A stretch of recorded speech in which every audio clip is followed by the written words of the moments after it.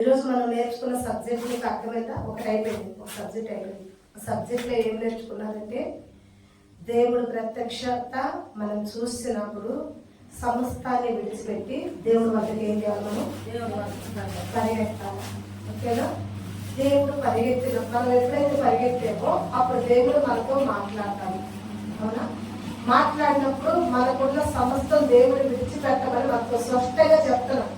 వాక్యపూర్వకంగా మోషే అయితే మాట్లాడాడు, మనకైతే వాక్యపూర్వకంగా మాట్లాడాడు. అవునా? అలా విడిచిపెట్టమన్నప్పుడు మనం ఏం చేయాలని? విడిచిపెట్టేవారిగా ఉండాలి. రెండోది. మూడోది ఏంటంటే దేవుడు ఏంటో మనం తెలుసుకున్నప్పుడు, మోషే ఆయన ఎవరో తెలుసుకున్నప్పుడు మోషే చేసిన పని అంటే ముసుకేసుకుని లోపడ్డాడు. అవునా? కాబట్టి ఆత్మ అనే ముసుగు మనం కప్పుకుని, విరిగి నలిగిన హృదయాన్ని మనం కప్పుకొని దాన్ని ధరించుకుని దేవుడిని ఆరాధించేవారిగా, ప్రార్థించేవారిగా దేవుడికి మనం ఏమవ్వాలి? మొదటి సబ్జెక్ట్ అది. ఓకేనా? మరి రెండో సబ్జెక్ట్కి ఎక్కువ టైం తీసుకుంది, తొందరగా సరేనా? అలా మనం లోపడి దేవుని ఆత్మతో సత్యముతో మనం ఆరాధిస్తే మన శ్రమంలో కూడా మనకి దేవుడు తోడై ఉంటాడు అన్నది రెండో సబ్జెక్ట్. దేవుడితో కూడా ఉంటాడు మనకి. మనల్ని పిలిచిన దేవుడు నమ్మదగిన దేవుడు. అవునా? నమ్మకంగా ఆయన మనం లోపడితే, లోపడకపోతే ఇందాక చెప్పా, దాని ఒక స్టోరీ మొత్తం కూడా మీకు చెప్పా. ఫస్ట్ సబ్జెక్ట్లో అయిపోయింది మొత్తం. నువ్వు లోకాన్ని విడిచిపెట్టకపోయినా, మందుని విడిచిపెట్టకపోయినా, నిద్రను విడిచిపెట్టకపోయినా, నేను ఉన్న ఈ సమస్తాన్ని విడిచిపెట్టకపోతే అది నిన్ను ఏం చేస్తే నీ జీవితమే నీకు సాక్ష్యం అని చెప్పానా లేదా? నువ్వు ఇంకా కొన్ని రోజులు బతకాలని నువ్వు కోరుకుంటే ఇకనైనా నువ్వు వాటిని ఏం చేయాలని చెప్పాను? వదిలేయాలని చెప్పాను. అది మొదటి సబ్జెక్ట్ అయిపోయింది. అది ఒక క్లారిటీ ఇచ్చాడు, మర్చిపోలేదు. చాలా స్పష్టంగా మీకు ఇవ్వని చెప్పేశా. ఇప్పుడు రెండోది ఏంటంటే లోపడిని వచ్చి దేవుడు చెప్పిన వాటికి లోపడి వచ్చిన వారు శ్రమల్లో ఉన్నప్పుడు, ఇరుకులో ఉన్నప్పుడు, ఇబ్బందులో ఉన్నప్పుడు దేవుడు వాళ్ళకి సపోర్ట్ గా ఉంటాడా ఉండరా? వాళ్ళు సహాయం చేస్తాడా చేయడా? అదే సబ్జెక్ట్ ఇప్పుడు రెండోది ఉంది. ఆ రెండోది మనం చూద్దాం. ఎలాంటి సమయంలో ఉంటాడు? నువ్వు రోడ్డు అయితే ఆయన దాటాయి వస్తాడు. నువ్వు అప్పుల్లో ఉంటే నీ కాడి వెరగొట్టేవాడిగా వస్తాడు. నువ్వు నిందల్లో ఉంటే నీకు కనిపించేవాడిగా వస్తాడు. నువ్వు శోధింపబడుతుంటే ఆ శోధన ఆయన బలాయించేవాడిగా వస్తాడు. నువ్వు అవమానం పడుతుంటే నేను దీవించేవాడిగా వస్తాడు. అది ఎలా వస్తాడు? అసలు వచ్చాడా? ఎవరికన్నా వాళ్ళు శ్రమలో ఉన్నప్పుడు వచ్చాడా? వాళ్ళతో మాట్లాడాడా? వాళ్ళకి సహాయం చేశాడా? రెండో సబ్జెక్ట్ లో. ఈ రెండో సబ్జెక్ట్ లో దేవుడు ఎవరికి సహాయం చేశాడు, ఎలాంటి సమయంలో చేశాడు, దేవుడికి లోపైన వాళ్ళకి చేశాడా, లోపడని వాళ్ళకి చేశాడా? ఈ రెండో సబ్జెక్ట్ లో మనం చూద్దామా? దానియేలు గ్రంథం 3వ అధ్యాయము, దానియేలు గ్రంథం 3వ అధ్యాయం 19వ వచనంలో మనం చూస్తే ముగ్గురు యవనస్తులమ్మ. ఎంతమంది యవనస్తులు అంటే తెలుసా? కుర్ర పిల్లలు అంటారు కదా, వివాహం కాదు అంటే కుర్ర పిల్లలు యవనస్తులు. దేవుడికి లోపడిన బిడ్డలు. ఏం పడ్డారు? లోపడిన బిడ్డలు. లోపడిన బిడ్డలు ఎలా ఎక్కడున్నారో చెప్పగా, ఒక రాజు వద్ద. ఎలా వెళ్ళారు ఆ రాజు కాడికంటే మీరు అనుకుంటున్నారేమో, జాబ్గా ఎలా వెళ్ళారు? బంధింపబడి. ఏం పడ్డారు? బంధింపబడి వెళ్ళారు. రాజు బంధించుకుని పట్టుకుని వెళ్ళిపోయారు. పట్టుకుని వెళ్ళిపోతే ఇప్పుడు వీళ్ళకి ఎవరు తోడుగా ఉన్నారు? ఇప్పుడు బంధింపబడిన వారు బానిసలుగా ఉండాలిగా. కానీ వీళ్ళు ముగ్గురు ఇప్పుడు బానిసలుగా లేరమ్మా, అక్కడ అధికారులుగా ఉన్నారు. ఎలా ఉన్నారంట? దేవుడు కృపది. ఏ ఊరైతే బొబ్బులోని శరలోకి వెళ్తే బొబ్బులో ఉన్నోళ్ళు కదా, ఆ ఊర్లో ఉండాలి కదా, వెళ్ళంటే ఆలాలి. అవునా? వాళ్ళు ఆలాలి వెళ్ళదా, కానీ వీళ్ళు వాళ్ళ మీద పరిపాలిస్తున్నారు. దేవుడు అంత పవర్ ఇచ్చాడు. ఎక్కడ వచ్చింది ఆ పవర్ చెప్పంటారా? స్టార్టింగ్ లో వచ్చింది. ఎట్లా లోపడ్డారు ఈ ముగ్గురు? ఎందుకు ఈ పవర్ దేవుడు వాళ్ళకి ఇచ్చాడంటే ఒకటి చెప్తారు. వీళ్ళని శరకు పట్టకపోయాడు రాజు. పట్టకపోయినప్పుడు ఏం చేశాడంటే దేవుడు చిన్న పరీక్ష పెట్టాడు. పరీక్ష ఏంటంటే పట్టకపోయిన రాజు మంచి సిక్కులు, మంచి మాటలు బాగా గమనించాలి. కొద్ది నిమిషాలన్నా దగ్గర మొత్తం వదిలేసి వినండి.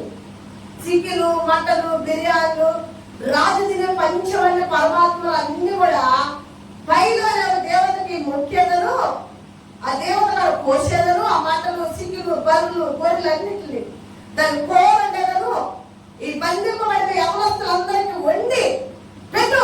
ఎందుకంటే వాళ్ళు బలం కావాలి, వాళ్ళు బలంగా తెలుసుకోవాలి. వాళ్ళు లావుగా, లడ్డుగా, బలంగా ఉంటే ఈ బంధింపబడిన వీళ్ళు నాకు సైన్యంగా ఉంటారు. నేను యుద్ధానికి వెళ్ళాలనుకో వీళ్ళు యుద్ధం చేస్తారు.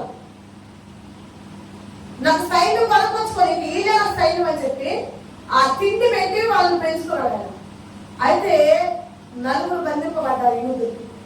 ఈ నలుగురిలో ఎవరెవరు? శుద్రాకు, మేషకు, అభినకు, దానియేలు. మొదటివాడు ఎవరు? దానియేలు. ఇప్పుడు వాస్తవంగా ఆ సిక్కిను, ఆ మటను, ఆ బిర్యానీ చూడకపోతే ఇంకొకళ్ళైతే మనం పట్టకొచ్చిన మాట మనం వినాలి. ఎందుకంటే ఇప్పుడు మనం ఎవరిని బానిస్తున్నాం, బానిస్తత్వంలో మనం వచ్చాం. మన యజమాని ఏం చేయాలి? చెయ్యాలి. ఆయన తినమంది తినాలి, ఆయన తాగమంది తాగాలి. అవును, అదే రూలు. అవునా?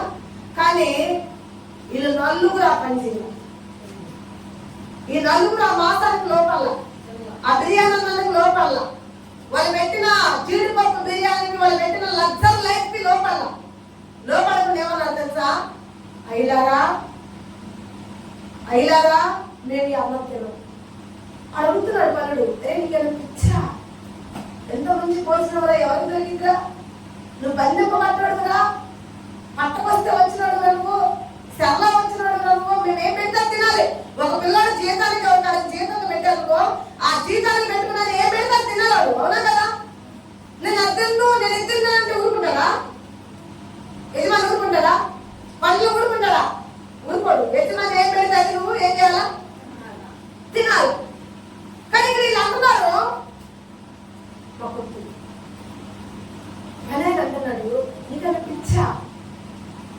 పచ్చమెంతులు ఎవరు పెట్టారా? స్టోర్ మీ మనం ఎవరు పెట్టారా? కారం మెంతులు ఎవరు పెట్టారా? మరి పిచ్చారా? రాజు తినే భోజనం అది పెడుతుంది. అలాంటి భోజనం వద్దానికి ఎవడన్నారంటారా? మీరు నలుగురికి ఎవరు పిచ్చి పెట్టిందా?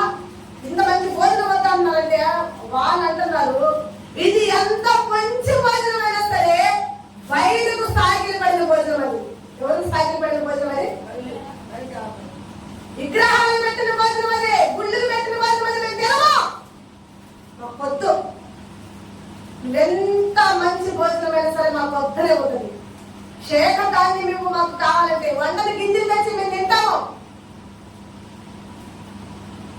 తింటే మాసం పొలం తినవాళ్ళు బాగా లావు వస్తారట. బలం వచ్చిద్దిరా? మీకు వచ్చింది ఆ బలం? మీరు లావు వస్తారా?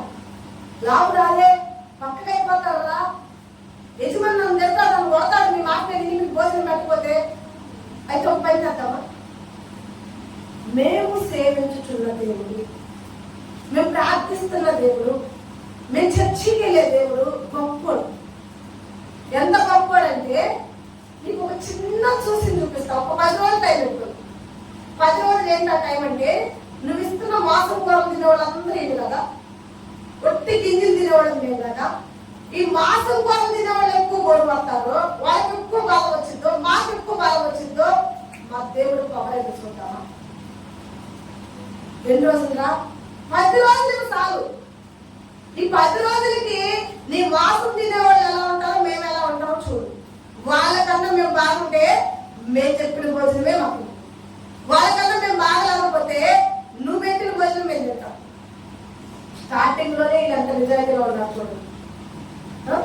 అదే మనమైతే లొట్టలు వేసుకోమా భోజనానికి? మనమైతే లొట్టలు వేసుకుని పోయి అప్పు కమ్మలు మాసం కూడా, కమ్మలు బిర్యానీ, కమ్మలు జీడిపప్పు, కమ్మలు ద్రాక్ష రసం, కమ్మలు ద్రాక్ష జ్యూసు, వాటిలో లొట్టలు వేసుకుంటే వెళ్తామే. కానీ వీళ్ళు లొట్టలు వేసారా? లొట్టలేలా? ఏమంటున్నారు? మా దేవుడికి అది ఇష్టం లేని పని. మా దేవుడికి ఇష్టం లేని పని మేము ఏది కూడా చెయ్యం. అది బంగారమైనా, బిర్యానీ అయినా, మాసం కూడా ఏదైనా మాకు.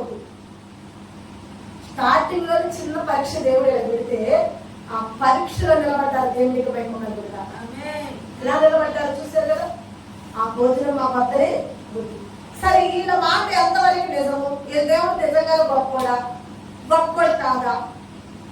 మాసం కూర తినే వీళ్ళు బాగుంటారా?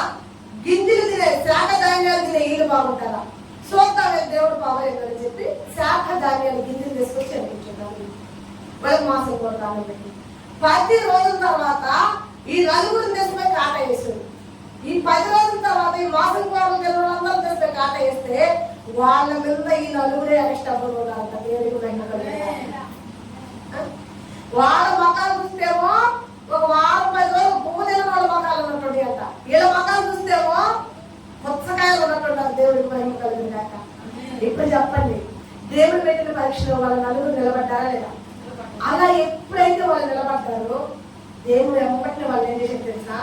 నా పిల్లల బానిసలుగా ఉండకూడదు, ఈ నలుగురు ఈ వేల మందిని ఏలే వాళ్ళగా రాజులుగా నిలబడింది దాకా రాజస్థానంలో కూర్చొని రాజే స్వయంగా వాళ్ళు మెచ్చుకుని వాళ్ళకు దర్శనాలు చెప్పిన దానియేలు ద్వారా దానియేలుని హెచ్చించి నా తర్వాత రాజు నువ్వే దానియేలు, నేను పేరుకే రాజుని పరిపాలించేది మొత్తం నువ్వే అంటే దానియేలు అంటాడు. అయ్యా నా ఫ్రెండ్స్ 3 ఉన్నారు, వాళ్ళకు కూడా పని ఇవ్వంటే నా ఈ ఒక గొప్పలో రాజ్యం మీద వాళ్ళు కూడా నాయకులే. నాయకులు ఏం చేశారు? ఒక సందర్భం వచ్చింది, మళ్ళీ ఇంకొక పరీక్ష, దేవుడి పరీక్షలకు మనం కూడా నిలబడాలి. వాస్తవంగా దేవుడు గెలిపిస్తాడు మనల్ని, సాతాను పరీక్ష పెట్టాడు. సాతాను అక్కడ భోజనంగా పరీక్ష పెడితే మనల్ని గెలిచారే గెలవలేదా? ఇప్పుడు రెండో పరీక్ష ఏంటంటే, సాతాను పెట్టుకున్న పరీక్ష రెండోది ఏంటంటే బంగారంతో ఒక ప్రతిమ. బంగారంతో ఏం చేస్తున్నారు? ప్రతిమ అంటే ఒక విగ్రహం. చాలా సార్లు ఇప్పుడు మనం వీధుల్లో చూస్తుంటాం. రామారావు బొమ్మ, వైఎస్ రాజశేఖర రెడ్డి బొమ్మలు, గాంధీ తాత బొమ్మలు ఉంటాయి కదా, అవి మట్టితో చేసి పెయింట్ చేశారు కదా. అలా కాకుండా బంగారంతో చేపిస్తున్నాడు ఒక ప్రతిమ. బంగారంతో చేపిస్తే ఆ బంగారంతో చేసిన ఆ ప్రతిమకి ఏ ఒక దేవుళ్ళకి ప్రార్థించకూడదు, వేరే దేవుళ్ళకి మొక్కకూడదు. అందరూ ఆ బంగారం ప్రతిమనే మొక్కాలి, దాన్నే ప్రార్థించాలి. ఇది కండిషన్, దుష్టుడు పెట్టిన కండిషన్, రెండో కండిషన్. అయితే ఇప్పుడు ఊరందరి మీద మొక్కుతున్నారు, ఊరందరి మీద సాగి పడుతున్నారు. వీళ్ళు 3 ఉన్నారు ఇక్కడ, శుద్రాకు, మేషాకు, అభిను. వీళ్ళు 3 మీద సాగి పడ్డారా? లేదా? పరీక్షలో నిలబడే వాళ్ళు అలా ఉంటారు. ఇందాక భోజనం అనే పరీక్ష దాంట్లో ఓడిపోయారే గెలిచారా? గెలిచారు. ఇప్పుడు రెండో పరీక్ష వచ్చింది. రెండో పరీక్ష ఎవరికి వచ్చింది? 3 వచ్చింది. ఒక ఆయన తప్పించుకున్నాడు, ఒక ఆయన లేడు అసలు. ఆయన ఎవరు? దాని ఎలా లేదు. వీళ్ళు 3 ఉన్నారు. వీళ్ళు 3 ఏమంటున్నారు? దానికి సాగిలి పడంటున్నారు. నువ్వు పడవ రాజేమంటున్నాడు, నీ బానిసలుగా వచ్చినా నా దేశం పైన మిమ్మల్ని రాజులుగా నిలబెట్టా, నా మాట ఎలా మీరు సాగిలి పడండి. మేము పడవ. ఎందుకు పడరా? మాకు ఒకడే దేవుడు, ఒకడే రాజు, ఆ ఒకడే నచ్చలేదని యేసు. ఆయనకి తప్ప మేము ఏ ఒక్క దేవుడికి సాగిలి పడమే పడం. ఆయన దేవుడా? ఆయన దేవుడా? ఆయన ఒక్కడే నీకు దేవుడా? ఏది నీ దేవుడు? ఇస్తాడు. ఓహో, మీకు మరణాన్ని ఇస్తా, మిమ్మల్ని అగ్నిగుండంలో పడేస్తా, మీ దేవుడు వస్తాడా? రమ్మని మీ దేవుడు అని చెప్పి అగ్నిగుండం తయారు చేసి అగ్నిగుండం 7 ఇంతలు పెంచారంట. ఎంత పెంచాడు? 7 ఇంతలు. మంట ఎక్కువ, 7 రెట్లు ఎక్కువ మంట పెట్టాడు. ఇప్పుడు అంటున్నాడు, లేదా చివరి అవకాశంగా ఇప్పుడైనా నాకు సాధ్యపడదు, మిమ్మల్ని అగ్నిగుండం చేయకుండా ఆపుతా. ఇప్పుడు వీళ్ళు అంటున్నారు, పిచ్చోడా నువ్వు పెట్టిన భోజన పరీక్షలోనే మేము గెలిచాం. ఈ మంటలు మమ్మల్ని ఏం చేస్తాయి? సత్యసత్తాం, చచ్చిపోతాం. నో ప్రాబ్లం, మాకు వచ్చిన నష్టం ఏం లేదు. మా దేవుడికి తప్పునిచ్చి ఈ శిలకు మేము సాగిలు పెడితే ఆ 10 నిమిషం మేము చచ్చినట్టే. మాకు ఆ మరణం వద్దు, అది ఓటమి మరణము. మాకు విజయం మరణం కావాలి. విజయ మరణం ఏంటి? మా దేవుడి కొరకు మేము ప్రాణం పెట్టడానికి కూడా సిద్ధమే. మేము ఎందుకు ఇంత క్లారిటీగా, ఎందుకు ఇంత ఖచ్చితంగా చేస్తున్నాం తెలుసా? మేము ప్రార్థిస్తున్న దేవుడు, మేము సేవించుతున్న దేవుడు, ఈ అగ్ని నుండి మమ్మల్ని కాపాడుతాడు. దేవుడికి మహిమ కలుగుగాక. ఈరోజు నువ్వు చెప్తున్నావా? నీ శ్రమలో చెప్తున్నావా? నీ బాధల్లో చెప్తున్నావా? నేను ప్రార్థిస్తున్న దేవుడు, నేను నమ్ముకున్న దేవుడు, నేను రక్షణ తీసుకున్న దేవుడు ఈ ప్రాబ్లమ్స్ నుంచి నన్ను సాల్వ్ చేస్తాడు, ఈ శ్రమల నుంచి నన్ను కాపాడుతాడు, ఈ ఇబ్బంది నుంచి నన్ను కాపాడుతాడని నువ్వు చెప్పగలుగుతున్నావా? క్షుద్ర మేష అభివృద్ధి చెప్తున్నారు. మేము మా మంటలు చూడము, మాకు అగ్ని మంటలతో పర్లేదు, మా దేవుడు చూస్తాడు. ఆయన ఉన్నాడు మాకు, ఆయన మాకు ఫుల్ సపోర్ట్, ఆయన మాకు కేర్, ఆయన మాకు దుర్గం. No problem. మంటల వైపు చూడవు, నీ వైపు కూడా చూడవు, నీకు సాగిల పడవు, మంటలకు భయపడవు. నేను సేవించుకున్న దేవుడు మమ్మల్ని తప్పిస్తాడు. ఒకవేళ తప్పించకపోయినా సంతోషంగా మేము రావాలి కదా మా దేవుడి కోసం. పెట్టండి. 1 రోజులు వెళ్ళవండి ముగ్గురిని, వాళ్ళ ముగ్గురు విడిసి వాళ్ళ ముగ్గురు నెట్టేసే మంది అగ్నిగుండంలోకి 1 రోజులు వచ్చింది. అగ్నిగుండం 7 ఎత్తుల పెరుగుతుంది, 7 ఎత్తుల మంట, ఓవర్ అగ్నిగుండం, ఓవర్గా పడుతుందమంట. ఆ ఓవర్ సెట్కి ఈ నెట్టడానికి మరి ముగ్గురు చచ్చిపోయారు. నెట్టడానికి వెళ్ళారు కదా, వీళ్ళ నెట్టక ముందే వాళ్ళ ముగ్గురు ఏమైపోయారు? చచ్చిపోయారు. వాళ్ళ శరీరం అంతా ఊడిపోయి, వాళ్ళ బాడీ అంతా కాలిపోయి ఆ సెట్కి ఆ పవర్కే చచ్చిపోయారు. అయితే వాళ్ళు చచ్చిపోవడంలోకి ముగ్గురు అగ్నిగుండంలో దిగారు. సెకకే చచ్చిపోతే ఇక దూకుల పరిస్థితి ఏంటో చెప్పండి ఒకసారి. ఒడ్డు నుండి సెకకే చచ్చిపోయారు, ఇక మంటల్లోకి దూకిన పరిస్థితి ఏంటి? ఎంతమంది దూకారు ఇప్పుడు లోపలికి? లోపల ఎంతమంది ఉన్నారు? పిల్లలు నడుస్తుంది ఎంత చక్కగా చెప్తున్నారు. ఎంతమంది తిరుగుతున్నారు లోపల? 4వ వ్యక్తి ఎవరు? దేవదూత రూపం కలిగిన వాడు, ఆయనే నజరేయుడైన యేసు, రక్షింపబడిన వాడు. హల్లెలూయా. స్మృతిస్తున్నారు, ఆరాధన చేస్తున్నారు. ఎక్కడ? అగ్నిలో. ఎక్కడ ఆరాధన చేస్తున్నారు? యేసు మీదాలపై త్వరగా రానుండగా నిరీక్షణ కోల్పోతే నా ప్రాణమా, శృతి పాడుతూ నిన్నే కనపరచుచు ఆరాధించేదాన్ని ప్రాణంతో చెప్తున్నాడు. మనం దేవుడు ఎక్కడి నుంచి వస్తాడు తెలుసా? వాళ్ళని కాపాడటానికి మేఘాల పైన త్వరగా వచ్చేస్తాడు. హల్లెలూయా. తప్పించారా? తప్పించలేదా? రాజుకోక డౌట్. మీరు ఎంతమంది వేసిన లోపల? నెట్టానికి వెళ్ళిన వాళ్ళు ఒడ్డునే చచ్చిపోయారా? చచ్చిపోలేదా? మరి లోపలికి వెళ్ళిన వాళ్ళు ఎందుకు చచ్చిపోవట్లేదు? లోపల ఎందుకు ఇంకో మనిషి కనపడుతున్నాడు? నాకు ముగ్గురు కాదే, తేడా కనపడుతుంది. ఇంకొకటి ఎవడో ఉన్నాడే. ఎవడాడు? 4వ ఉన్నాడా? అరే ముందు ముగ్గురిని పైకి ఎక్కమని వాళ్ళని. 4 ఎక్కుతారో 3 ఎక్కుతారో పైకి చూస్తా. పైకి ఎంతమంది ఎక్కారు? లోపల ఉన్నాడు వచ్చాడా? ఒరే మీరు ముగ్గురు కాదు, లోపల తిరుగుతున్నారు, మిలిటరీ ఏమి చేస్తున్నారు మీరు? మీకు ఆడే ఉన్నా అలా ఉంది కదా, ఏంటి ఏమంటారు? మంత్రాలు ఏంటంటారు? మ్యాజిక్ ఉంటారా? మంత్రం మీకు కాలం పట్టదు ఇంకా. 4వ వ్యక్తి తిరగటం ఏంది? ఆ 4వ వ్యక్తి ఒక పవర్ కనపడుతున్నారు ఆయనలో. ఏంటి ఆ పవరు? ఆయనకి ఏదో రెక్కలు ఉన్నాయి. ఆయన మొక్క మీద నాయన నాకు ఆయన ఎక్కడో లోపల పండుకుంటే నాకు పైన ఆయన మొక్క చూస్తే చెమటలు కాలిపోతుంది, నా ఒళ్ళు కాలిపోతే నాకు భయం వేస్తుంది ఆయన చూస్తే. ఏం రా మనిషి అసలు పిచ్చోడా? నీకు కనపడతాడా? నీకు కనపడతాడా?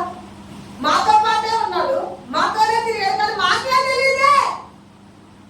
వస్తాడని తెలుసు, రక్షిస్తాడని తెలుసు, మాతో ఉంటాడని తెలుసు, కానీ మేమే చూడలేము ఆయన్ని. నువ్వెలా చూస్తా? ఇక ఆయన నీకు కనపడ్డాడంటే ఎందుకు కనపడ్డాడు తెలిసిపోదా? నా బిడ్డలు నువ్వేం చేయలేదు. హల్లెలూయా. నా బిడ్డలకి నేను ఎలా ఉంటాను? తోడుగా, రక్షణగా ఉండి నా బిడ్డలు నేను సేవ్ చేసుకుంటా. నా బిడ్డలు నువ్వేమి కూడా చేయలేవన్నదానికి నీకు కనపడ్డాడు నా దేవుడు. మై మ్యాజిక్ లా తెచ్చుకో. ఎవరిని? బాడీని ఏదో బాడీని ఏం చేస్తారమ్మా? పోస్ట్ మార్టం చేస్తే డాక్టర్లో పట్టుకొచ్చుకోపోరా. మా బాడీ మీద నువ్వు అగ్గిలి మంటలు వేసావు కదా, ఎంత పెంచావు? 7 ఇంతలు పెంచి మంటల్లో పడేసావు కదా మమ్మల్ని. 7 ఇంతలు నీ మంటలో మా ఇంటికన్నా గాలి తెలుసుకుంటా తెచ్చుకో డాక్టర్. సెగలు వచ్చారు నీ వాళ్ళు, మేము లోపల దిగావు. మా శరీరంలో మా బాడీలో ఒక్క ఇంటికి గాలి దేవుడు దాపలు తెచ్చింది. తెచ్చాడు డాక్టర్. డాక్టర్లు అంటున్నారు ఒక్క ఇంటికి కూడా వాళ్ళ శరీరంలో. హల్లెలూయా. ఇది లైఫ్. మన రెండో సబ్జెక్ట్ ఇది. మొదటి సబ్జెక్ట్ లో దేవుడు నీకు ఆయన మాటకు లోపడకపోతే నీ శ్రమ ఎలా ఉంటుందో నీ జీవిత పాఠంలో నేర్చుకోగలరు. రెండో సబ్జెక్ట్ లోకి వచ్చేసరికి నేను పెట్టే పరీక్షలో నా అందు నువ్వు నిలబడితే నువ్వు మరణంలో ఉన్నా నేను నీతో పాటు ఉంటా. ఆ మరణాన్ని కూడా నీకు నేను తప్పిస్తా, మరణాన్ని కూడా నీకు జయంగా మారుస్తా. ఓ మరణమా నీ ముళ్ళెక్కడా అనిపిస్తాను. ఇప్పుడు చెప్పండి, 2 సబ్జెక్టులో ఏ సబ్జెక్టులో మీరు ఉంటున్నారు? మొదటి సబ్జెక్ట్ మరలా చెప్తున్నా, ఆయన్ని గమనించాలి. మోషే చేసింది అదేగా. ఆ పక్క మండుతున్న పొలను ఏం చేశాడు? కనుగొని చూశాడు. దాని మైండ్ లో పెట్టుకున్న అతను ఏం చేశాడు? మందని విడిచిపెట్టి. నేను ఈ రోజు కూడా చెప్తున్నా, దేవుడు ఆలయం మీద నీకు ఒక దృష్టి ఉండాలి, ఒక ఆలోచన కలిగి ఉండాలి. నీ సమస్త భారం నుండి, సమస్త పనుల నుండి, సమస్త బాధ్యతల నుంచి విడిచిపెట్టి నువ్వు నొక్కుతావు దేవుడి కాడికి. No problem. నీ బాధ్యతలన్నీ కూడా దేవుడు చూసుకుంటాడు. దానివల్ల నీకు వచ్చిన ప్రాబ్లం ఏమి లేదు. ఓకేనా? దేవుడి పని నువ్వు చేస్తే నీ పని చేస్తాడు. మొదటిది. రెండోది, ఆయన్ని చూడటానికి వెళ్ళినప్పుడు నువ్వు విడవాల్సిన కొన్ని ఉన్నాయి అని చెప్పినప్పుడు ఎమ్మటిని మోషే ఏం చేశారు అక్కడ? ఈరోజు మేము చెప్తున్నాం, నిద్ర బయట విడిచిపెట్టాలి, అల్లారు బయట విడిచిపెట్టాలి, మీ వ్యభిచార తలాలు బయట విడిచిపెట్టాలి, మీ దొంగతనాలు బయట విడిచిపెట్టాలి, వాటినన్నిటికీ విడిచిపెట్టి తాగుబోతారు, తిరిగిపోతారు, సమస్తాన్ని బయట విడిచిపెట్టి నా వద్దకు రావాలి. ఎందుకంటే ఇది ఆయన ఇల్లు. నువ్వు అధికారులు ఇంటికి వెళ్ళినప్పుడు ఎలా ఉంటావు? భయభక్తులు కలిగి ఉంటావుగా, జాగ్రత్తగా వెళ్తావుగా. ఒక ఇంట్లో కలిగి పెట్టాలంటే భయం. అమ్మో ఇంట్లో నేను వెళ్ళొచ్చా, అమ్మో ఇంత పెద్ద ఇల్లా, అమ్మో ఆయన ముందు మేము అవ్వచ్చా, ఆ ఇంట్లో కలుగు పెట్టాలిగా 10 సార్లు ఆలోచిస్తావు. మరి ఇల్లు అంతకన్నా ఇంకా డేంజర్. అతి పరిశుద్ధ ఇల్లు ఇది. ఇంట్లో నువ్వు అడుగు పెడుతున్నప్పుడు నువ్వు ఎలా ఉండాలి? జాగ్రత్తగా రావాలి. ఒక అధికారుల ముందుకి ఆ ఇంట్లోకి వెళ్తుంటే తాగుబోతులు ఏం చేస్తా బయట పారేసి వెళ్తాడు, సిగరెట్ తాగాడు బయట విసిరేసి వెళ్తాడు. అవునా? అట్లా విసిరేసి నువ్వు రావాలి దేవుడు వద్దకి. మూడోది ఏంటిది? ఆయన నీతో మాట్లాడినప్పుడు మోషే తన ముఖముని కప్పుకున్నాడు. అంటే మోషే దేవుడికి లోపడ్డాడు. నువ్వేం చేయాలి? దేవుడికి లోపడే మనస్తత్వం కలిగి ఉన్నావు. ఈ 3 నీ కాడ ఉన్నప్పుడు శుద్ర, మేషకు, అబెదుకు, దానియేలుని దేవుడు ఎలా సేవ్ చేశాడు చూసారు? అగ్నిగుండంలో ఏలను సేవ్ చేశాడు, సింహాల గోడంలో దానియేలుని సేవ్ చేశాడు. చేయలేదా? దేవుడికి లోపడిన బిడ్డల్ని దేవుడు కాపాడలేదా? 700 అగ్ని ఏమైనా చేసిందా? వాళ్ళ ఇంటికైనా కాలగలిగిందా? 7 సింహాలు గోడలో దానియేలు ఏమైనా చేసిందియా? అది నీకు ఆ లైఫ్ కావాలనుకుంటే ఈ రోజు నువ్వు 2 సబ్జెక్టులు విన్నావు కదా. ఒకటి సేవయ్యే సబ్జెక్టు, ఒకటి నువ్వు మారు మనసు పొందే సబ్జెక్ట్. ఈ 2 సబ్జెక్టులు నీలో ఉంటే నువ్వేమవుతావు?